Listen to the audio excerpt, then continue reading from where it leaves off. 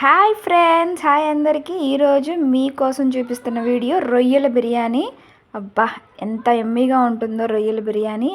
చేసే విధంగా చేస్తే సూపర్గా ఉంటుంది. ఏమేమి కావాలో చెప్తాను, వచ్చేసేయండి. పసుపు, టమాటాలు, నూనె, అలాగే పొడవుగా పచ్చిమిరపకాయలు, బిర్యానీ దినుసులు, సాజీరా, నెయ్యి, అల్లం వెల్లుల్లి పేస్ట్, పుదీనా, కొత్తిమీర, కరివేపాకు, కారం.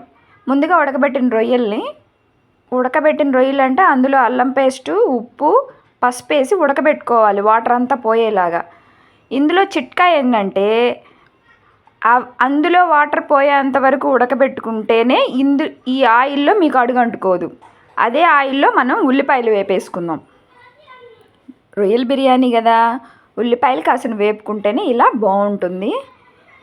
ఇప్పుడు అసలు ప్రాసెస్లోకి వెళ్ళిపోదాం. ముందుగా కడాయి పెట్టుకొని, మేము 2 కేజీలు చేస్తున్నాము.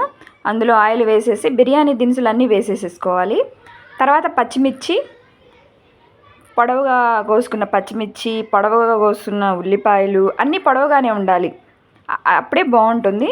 కొంచెం నెయ్యి వేసుకున్న తర్వాత అల్లం పేస్ట్, తర్వాత పుదీనా, కొత్తిమీర ఇవి వేసుకొని బాగా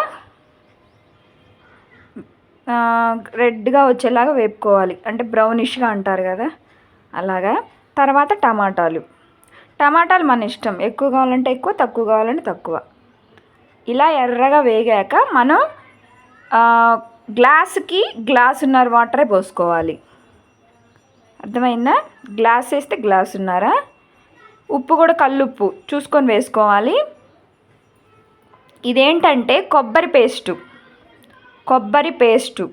ఉత్తి కొబ్బరి పేస్ట్ వేసాం ఉడికేటప్పుడు. తర్వాత నానబెట్టుకున్న బియ్యం వేసేసేయాలి. ఇలా బియ్యం వేసేసాక బాగా కలుపుకున్నాక కొంచెం, అంటే ఒక పొంగు ఉడకాలి, ఇలా దగ్గర పడేంత వరకు. ఇప్పుడు వేసుకోవాలి నెయ్యను మనం ముందుగా వేపు పెట్టుకున్న రొయ్యలు. ఇప్పుడు వేసుకున్నాక మనం ముందుగా వేపుకున్న ఉల్లిపాయలు కూడా ఉన్నాయిగా, అవి కూడా పైన ఇప్పుడు వేసుకోవాలి.